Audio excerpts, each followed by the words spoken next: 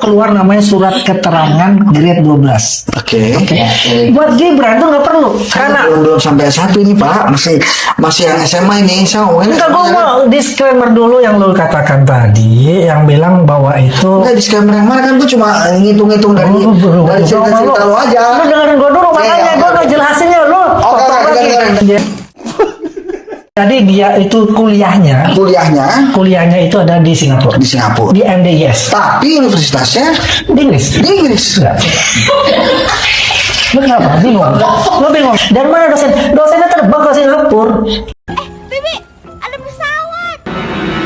Terbang. Oh iyalah. 6 tahun di Solo. Ulang lagi. 3 tahun di Solo. Bahkan dapat 2 di sini. Nah udah, kerja kemana? Saya suka respon.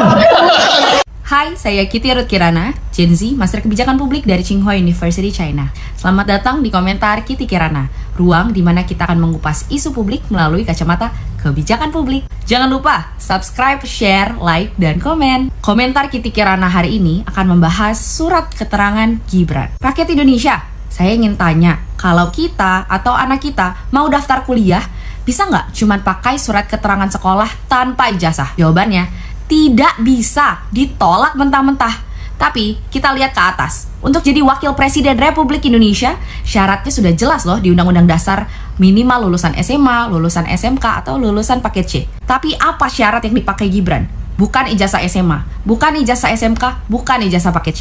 Hanya selembar surat keterangan dari Kementerian Pendidikan. Tanpa nilai, tanpa predikat, tanpa surat keputusan resmi. Pertanyaannya, kok bisa untuk rakyat kecil aturannya super ketat, tapi untuk anak pejabat cukup selembar kertas keterangan yang tidak berdasarkan bukti valid saja sudah cukup? Supaya jelas, mari kita bahas bagaimana prosedur normal bagi warga negara Indonesia yang sekolah di luar negeri.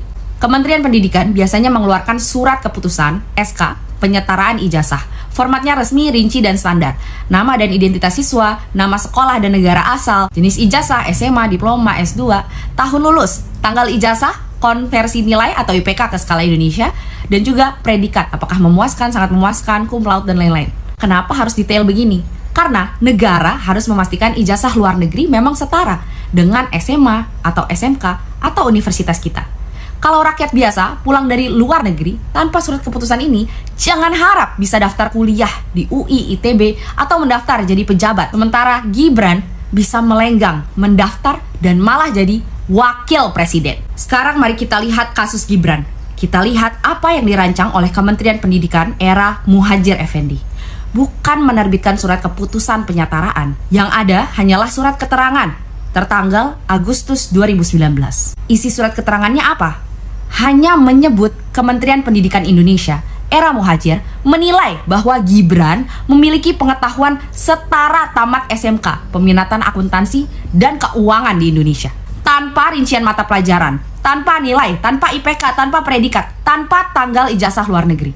Pertanyaannya, apa bukti Gibran memiliki pengetahuan setara tamat SMK peminatan akuntansi dan keuangan di Indonesia? Semua siswa SMA, SMK, paket C Indonesia harus menempuh ujian untuk bisa membuktikan bahwa mereka mempunyai pengetahuan sehingga dinyatakan tamat kelas 12. Jadi, Kementerian Pendidikan tidak berhak menilai pengetahuan jika tidak ada bukti valid. Gibran sudah mengikuti dan lulus ujian tingkat setara SMK, akuntansi, dan keuangan. Pertanyaan selanjutnya, kok bisa syarat konstitusi untuk jadi wakil presiden dipenuhi hanya dengan surat keterangan yang tidak berbasis bukti ujian? Kalau rakyat biasa hanya punya surat keterangan belajar bahasa Inggris, lalu berani mengklaim mereka lulus setara SMK, apakah akan diterima untuk jadi pejabat?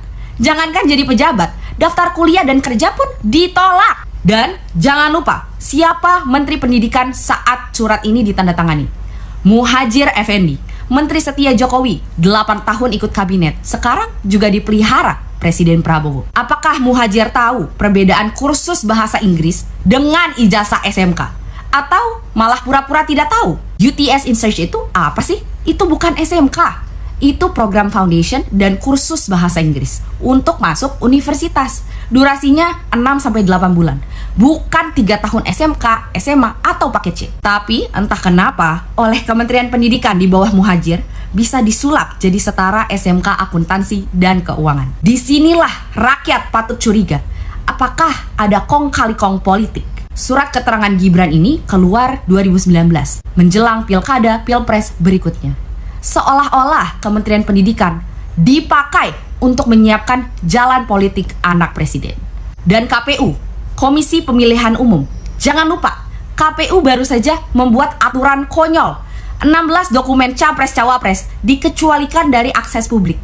Artinya, rakyat gak bisa lihat ijazah asli Gibran. Kenapa harus ditutup-tutupi kalau memang sah? Jika kita lihat realita, siswa biasa harus berjuang mengikuti aturan super ketat untuk bisa lulus sekolah. Ambil contoh, sekolah 3 jam.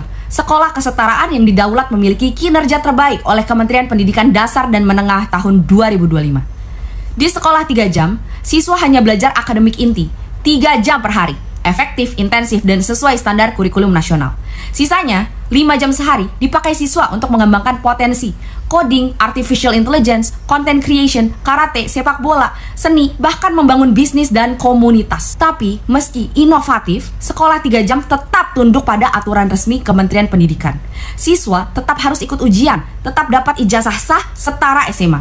Dan sudah banyak siswa yang lanjut kuliah ke PTN maupun kampus luar negeri. Jadi, jangan dikira pendidikan non-formal atau pendidikan kesetaraan itu berarti main-main. Sekolah 3 jam bisa taat aturan sekaligus membuktikan hasil gemilang.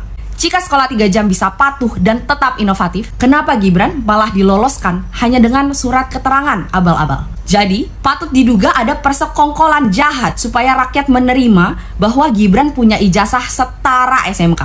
Persekongkolan jelas ada konsekuensi hukumnya. Pertama, tanpa surat keputusan penyetaraan resmi, syarat pendidikan minimal SMK, SMA, paket C untuk jadi wakil presiden tidak sah. Artinya, Gibran sejak awal tidak memenuhi syarat konstitusi untuk menjadi calon wakil presiden. Kedua, KPU lalai. Lembaga sebesar ini meloloskan dokumen yang tidak valid. Bagaimana mungkin negara sebesar Indonesia pakai standar selemah ini untuk kursi wakil presiden? Ketiga, ini bisa disebut cacat administratif, bahkan indikasi pemalsuan legalitas pendidikan. Dan kalau syarat dasar cacat, seluruh proses pencalonan ikut cacat. Pertanyaannya, kalau syaratnya tidak sah, apakah jabatan wakil presiden bisa dipertahankan? Atau sebenarnya sudah otomatis batal demi hukum sejak awal? Coba kita bandingkan. Untuk lulus SMA Indonesia, harus ada ujian sekolah, ijazah resmi, nilai predikat. Untuk lulus paket C, harus ada ujian nasional, nilai, ijazah sah dari Kementerian Pendidikan. Lulusan luar negeri normal, harus ada surat keputusan penyetaraan resmi dengan detail yang jelas. Sementara Gibran hanya ada surat keterangan tanpa pernah ujian, tanpa ada nilai, tanpa predikat, tanpa tanggal, dan tanpa bukti. Apakah ini adil? Rakyat harus jungkir balik, lulus SMA, SMK, paket C, 3 tahun belajar, ikut ujian susah, bahkan kadang gagal. Tapi Gibran cukup kursus bahasa Inggris 6 bulan, langsung disulap jadi lulus setara SMK. Apakah ini wajah hukum dan pendidikan di negeri kita? Rakyat Indonesia, kita tidak bicara ijazah satu orang.